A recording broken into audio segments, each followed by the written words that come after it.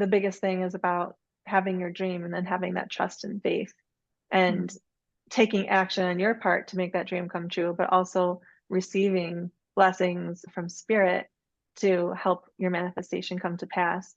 And I think that it's really helpful when you have your intuitive development honed, because when we're manifesting something, usually there can be a lot of fear involved because it's like usually big. It's like a new job or financial abundance, love relationship. And then you get into your head and you're like, oh my God, this is never going to happen. It's impossible. And all your doubts start to come through. So when you are able to connect to spirit, then it's easier because you can receive these messages saying, no, we're helping you. And these are the ways in which blessings are already coming into your life. And you start to see those signs and synchronicities that everything is going to be okay. Hi there, conscious parents. Before we start today's episode, it's Carrie here, and I wanted to reach out to ask you guys for a quick favor. As a follower of our show, we would love for you to give us a 5-star rating and leave us a review. It can be just a few words, that's it. And it really goes a long way with us, with the podcasting community on Apple or Spotify. So thanks so much for tuning in, and I'm so excited for you to hear today's message. Happy listening. Hi there, and welcome back. So I have Sarah Itkin here. She's an intuitive coach and intuitive development instructor. She has skills rooted in her gifts as a psychic medium, angel channel, and theta healing practitioner. She helps clients who are struggling to overcome obstacles like feeling stuck, moving through challenging life events, anxiety, depression, grief, and loss. In our earlier chats, we were talking about developing our intuition pieces. And I love thinking about this piece when we're talking to our children.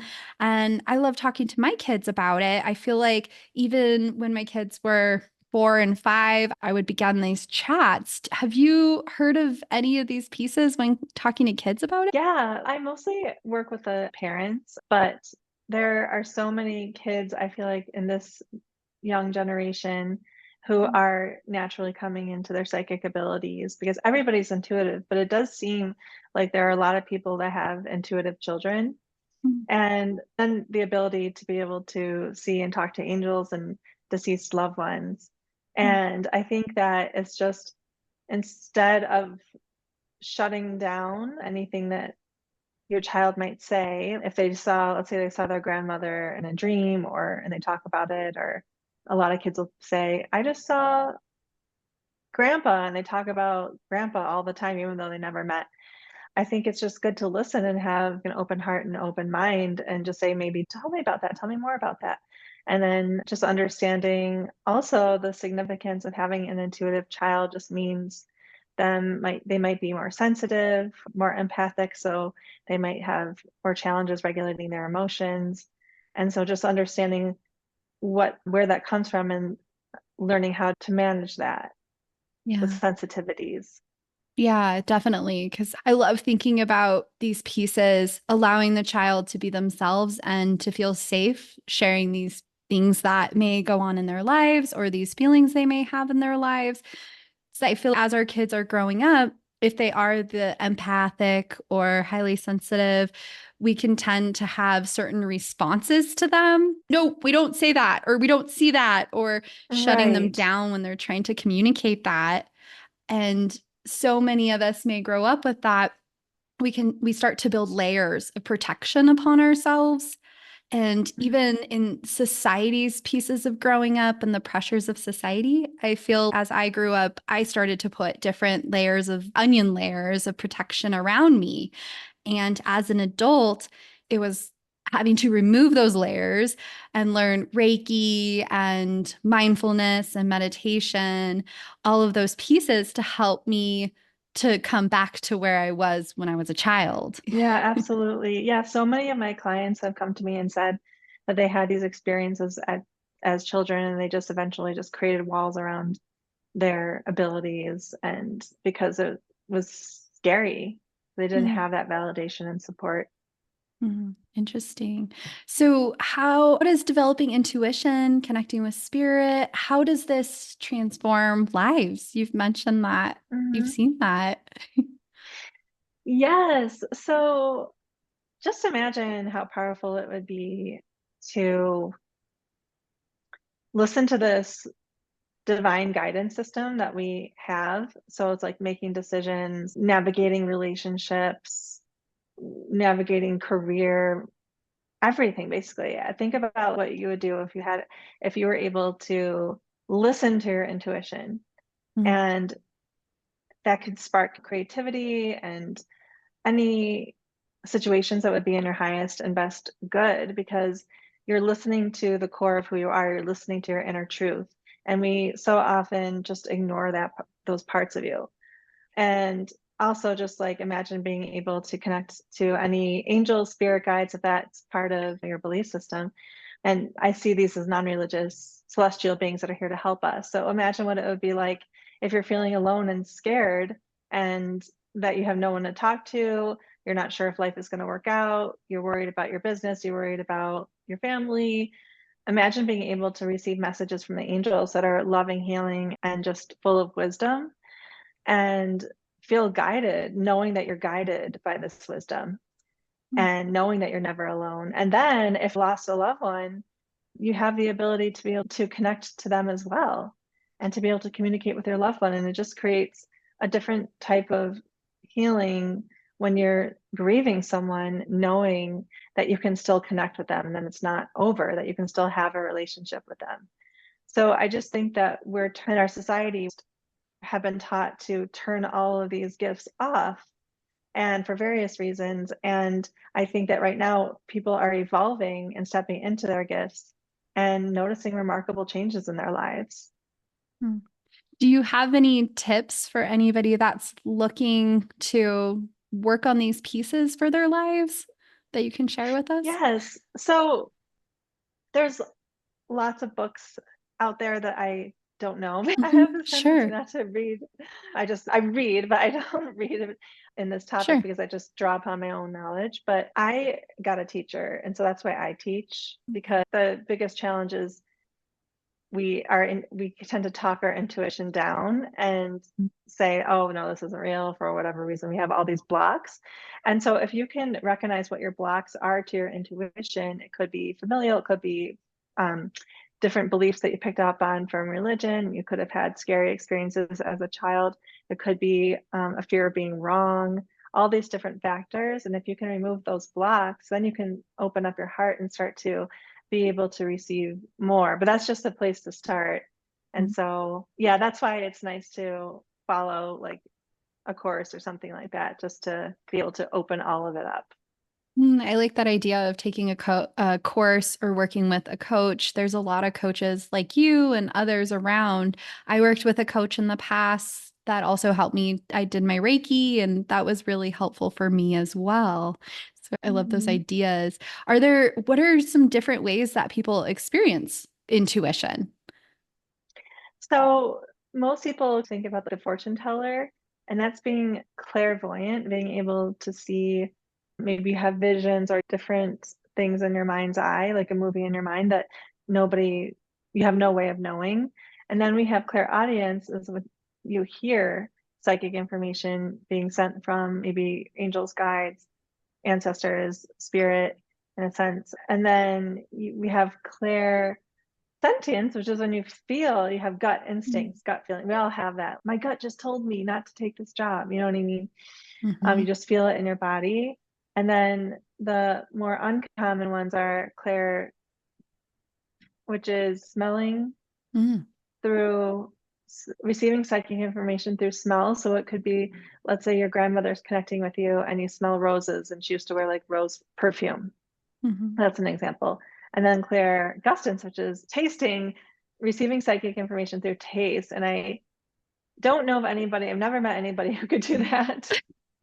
And I Yeah, don't know how to that's teach people how to do that. So I haven't heard of that one as much either. I agree. yeah. Yeah. As far as when we're talking about, sometimes people will ask for signs. Like for me, I see eagles a lot, and my grandmother, or dragonflies is a big one. My grandma loved Yeah. dragonflies. Just allowing people to feel the belief for it, right? Do you have Mhm. any thoughts on that? Yes. So I love talking about signs, because signs are coming from, when I say spirit, it just encompasses deceased loved ones, angels, spirit guides, all of those things, animal guides. Mm, But especially when it comes from a deceased loved one, and they're saying here, so there are different common signs like birds, rainbows, mm. and I'm trying to think of other. Okay, I'll just stop there. Yeah, My I heard brain of isn't working. someone finding pennies that their grandfather Yes, used to give them pennies. pennies. I've heard of that Yes. one. Yeah, Yeah. pennies. Thank you. Lots of different things with nature involved. Mhm. And then with angels, their signs are heart-shaped rocks, Oh. butter. Deceased loved ones often share butterflies a lot. Oh, So yes, I angels, have that one. deceased, yeah. So they'll have numbers is a really big one. As angel Mm, numbers is when you see the same number over and over again, and that each number has a meaning. So angels will show numbers mm. and signs. Like I said, Oh. heart-shaped rocks, heart-shaped clouds, and just to name a few. Angel feathers. You might find a white fluffy feather out of the blue. That's happened to me a couple times. Oh. And so they're just saying, hey, we're here, we're here. They're knocking on your door saying, learn how to talk to us. We're trying to talk to you. Like part of your heart has been calling for them. Mm.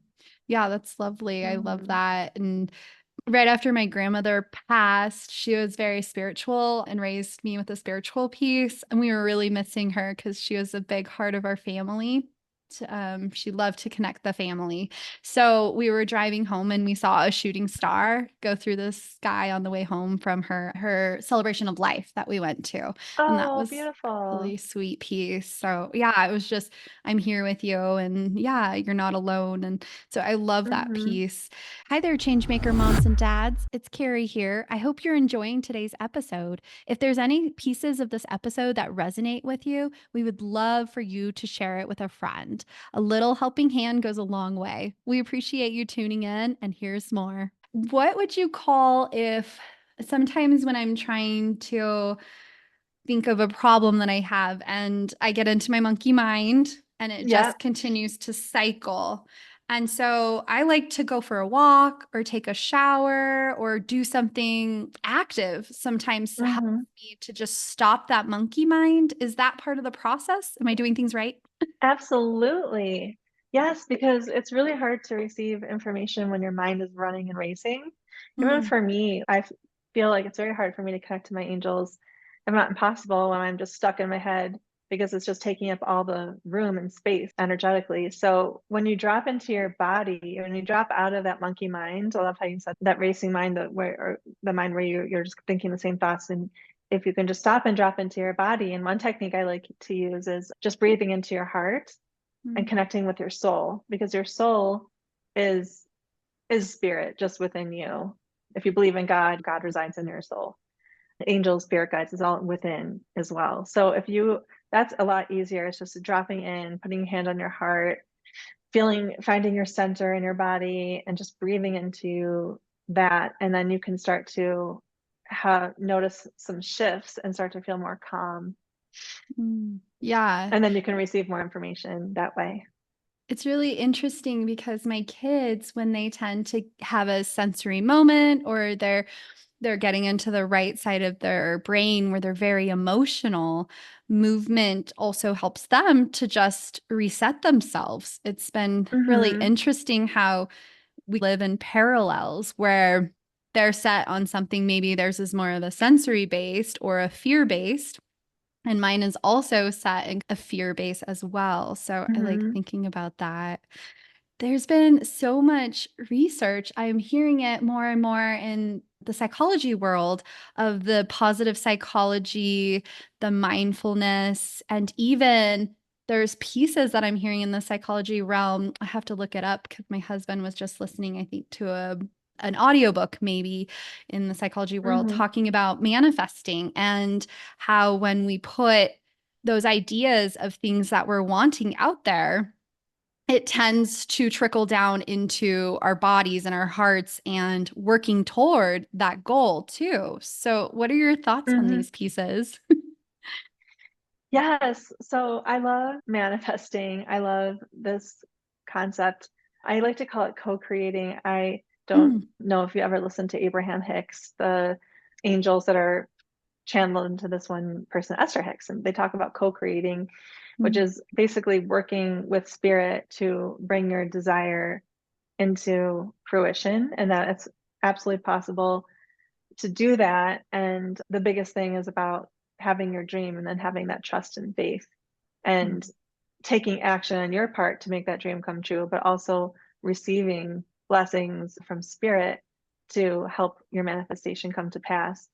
And I think that it's really helpful when you have your development, your intuitive development honed, because when we're manifesting something, usually there can be a lot of fear involved because it's like usually big. It's like a new job or financial abundance, love relationship, and then you get into your head and you're like, "Oh my God, I this is never going to happen. It's impossible." And all your doubts start to come through. So when you are able to connect to spirit, then it's easier because you can receive these messages saying, "No, we're helping you, and these are the ways in which blessings are already coming into your life," and you start to see those signs and synchronicities that everything is going to be okay. I think that idea that we can create, co-create, that we can manifest is part of the human experience is a joyful thing to think about.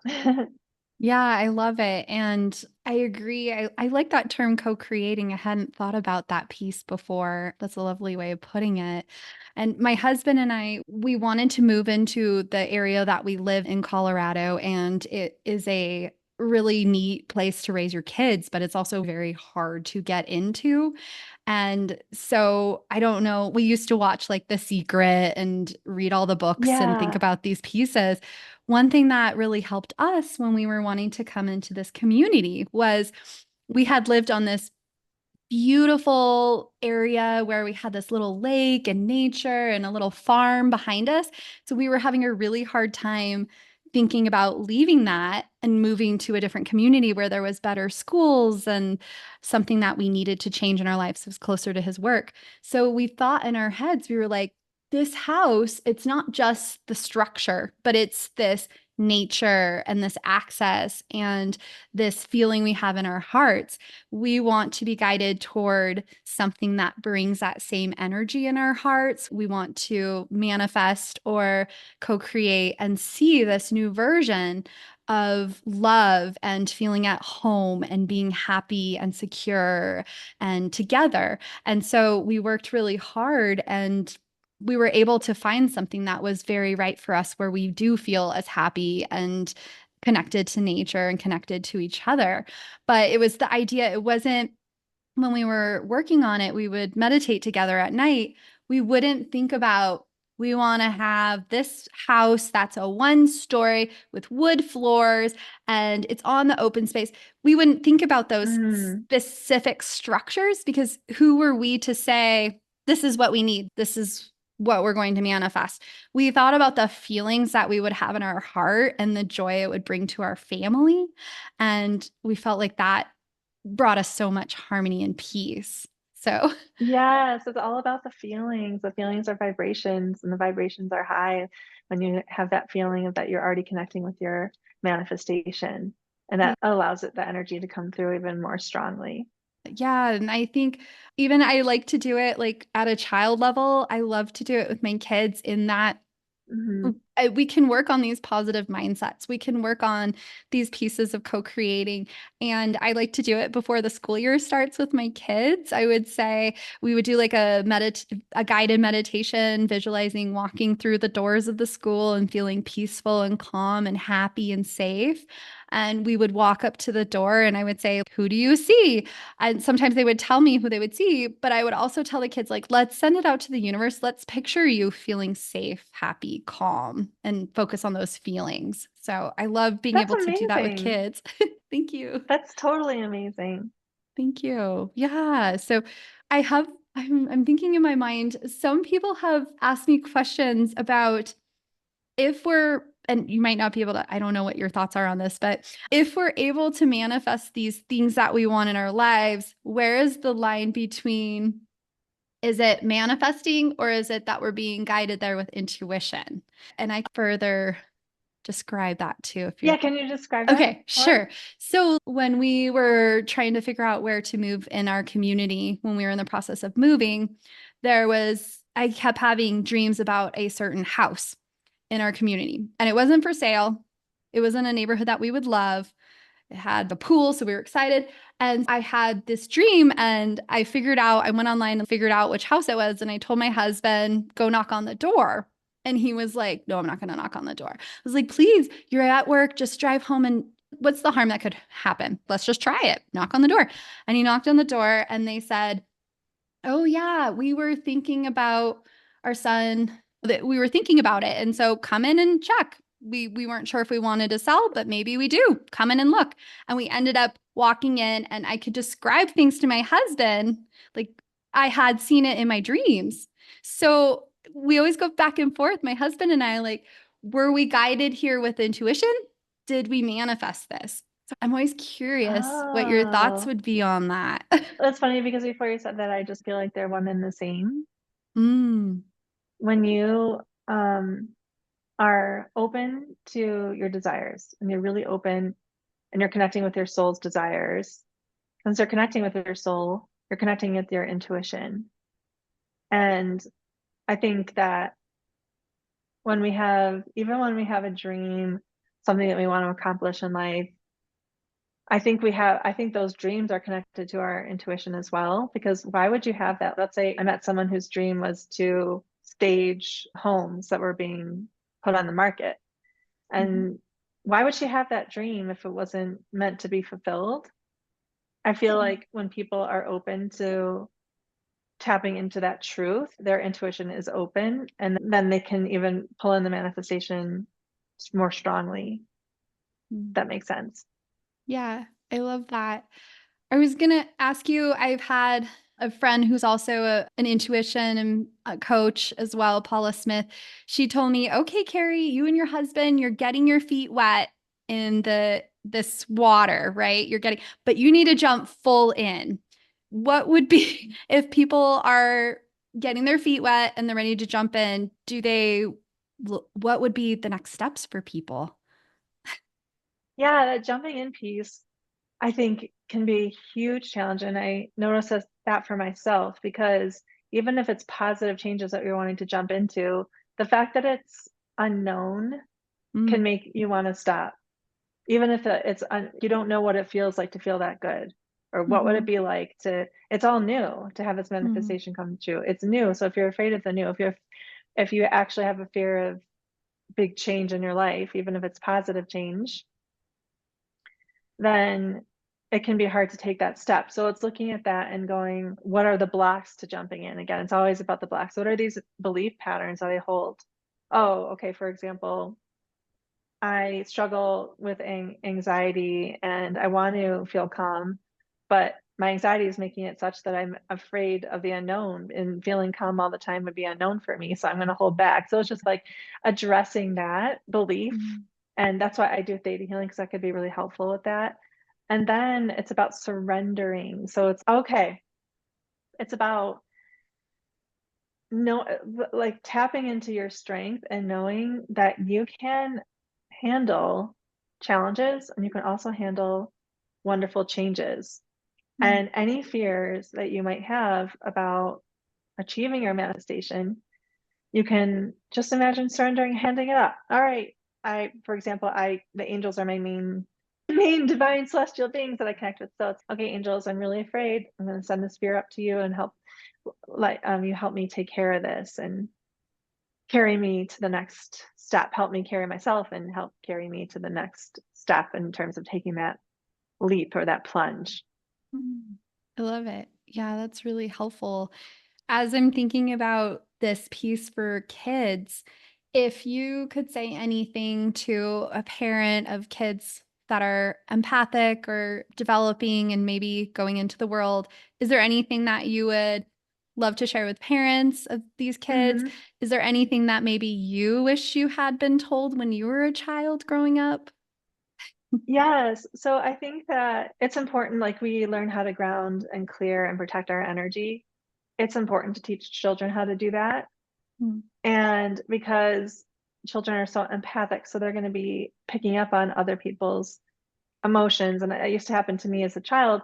I'd mm, pick up on like I remember my mom being really sad at one point, and I picked up on her emotions and I just took it on for as myself.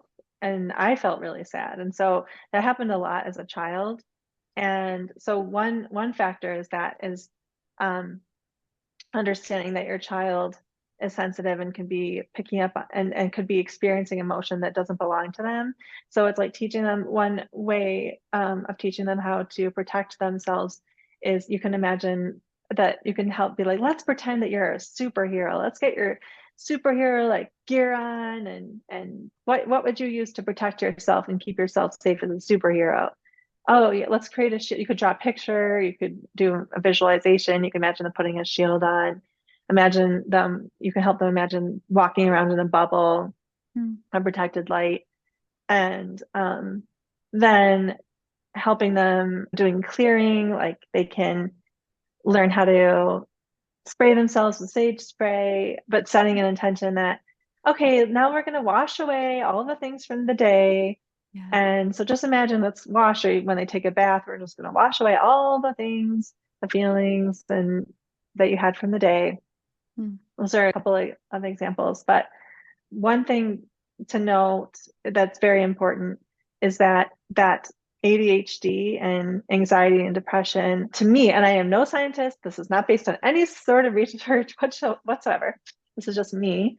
I feel like there's a correlation between having those challenges and being a highly sensitive, empathic, intuitive person. And I know for me, if I was noticed by my teachers, I would have been diagnosed with ADHD as a child because I was always Mm. daydreaming. I Mhm. really had a really hard time following directions. So it's just not to say that I'm not saying this to say if your child has that diagnosis that it means nothing because they're intuitive and that's the real Sure. thing going on. Sure. But it's just, I think that the two can often go hand in hand. And so it's okay, let's really see how my child is an individual and a sensitive Mhm. individual and how I can hold space for my child. Yes. I love that so much. When you're describing yourself as a child, Sarah, you're describing me. The one that Yeah. would just zone out, just be in my own little world and was often missed for I had gifted pieces that were discovered later on, but so even the gifted and talented kids are in there too. And right, we're not discrediting those pieces. We're also saying this is something else that you can work on with your kid too. And that's where I was Mm-hmm. going with this whole podcast and experience is I'm seeing how much spirituality, talking or thinking about our intuition, thinking about manifestation, thinking about our mindsets and positive psychology, these have all had pieces that have really helped with my kids who are labeled with like gifted and talented and other neurodiverse pieces. Our brain are thinking different. And I'm finding this correlation a lot as well. I've talked to G&T teachers that have talked about teaching our kids mindfulness, teaching them grounding tools. And those are people in the schools that have mentioned that. So I Mm-hmm. agree with you. I think there's also so many gifts that are coming with this as well. And the next era of our human creation, right? Our humans are coming in and have these wonderful tools with them. We're just having to teach them maybe different ways to use their tools and find their strengths and helping them to protect themselves and release some of that energy that they're taking on with their empath pieces. So I love that. Yes. Yeah. Yeah, thank you. Yeah. I am living in a year of passion. That was my word for 2024. And man, am I coming in strong with it. Starting a podcast and everything. I wanted to check with you. What is your passion in day to day, or what are you living in passion with? Oh, wow, that's a great question. I'd say my passion is to help people recognize I give readings. My passion is my work, but Definitely. giving readings, providing clarity, teaching people how to step into their gifts and helping them evolve intuitively and up leveling. And then a passion that I have for myself would be the word that's coming to me is growth. I'm trying to grow spiritually, emotionally every day. So I feel like that's, yeah, my passion of the year. Yeah, I love My word of that. the year. I love that because I think even as we're a specialist in a certain area, being open to grow and learn and work on our own is still important. So it's great. And Yes. yeah. So Sarah, where can our readers find you or listeners find you? You can find me at my website, sarahitkin.com. That will be under this link. And on my website, if you would like to receive an intuitive reading, you can book there. I also have a special offering of a intuitive development mini course that's only Mm, $17 if you want to start working on developing your intuition. It's a mm, self-guided online course. And then I offer my group courses that are live on Zoom. I have mm. one coming up the August 25th is when it starts. And then I offer them throughout the year. So you can go to my website and get on my wait list if that date doesn't work for you. Great. And we can put all of those, we'll put links for you in the show notes as well. So you can Thank you. find I you. appreciate that. Thanks so much for being here with us today and sharing your wealth of knowledge in this area for our kids and our parents alike. I really appreciate it. Oh, it's my pleasure. Thank you for having me. Well, that's a wrap. Thanks so much for tuning in, Changemakers. This is Carrie. And if you haven't done a review for us, 5 stars and a little few words about what you've enjoyed in our podcast episodes, we would really appreciate it. If you guys would like to ever message me, I would love any questions you have or any feedback at info@hearttoheartlife.com. We also have a brand new website, which we're super excited to share. It's hearttoheartlife.com. Thanks so much for tuning in and happy life, happy times, Changemaker families. Bye. Please remember that the information shared on this podcast is educational in nature and does not constitute licensed mental health advice. If you need such advice, you should speak with a licensed professional about your unique situation. Thanks so much, happy listeners.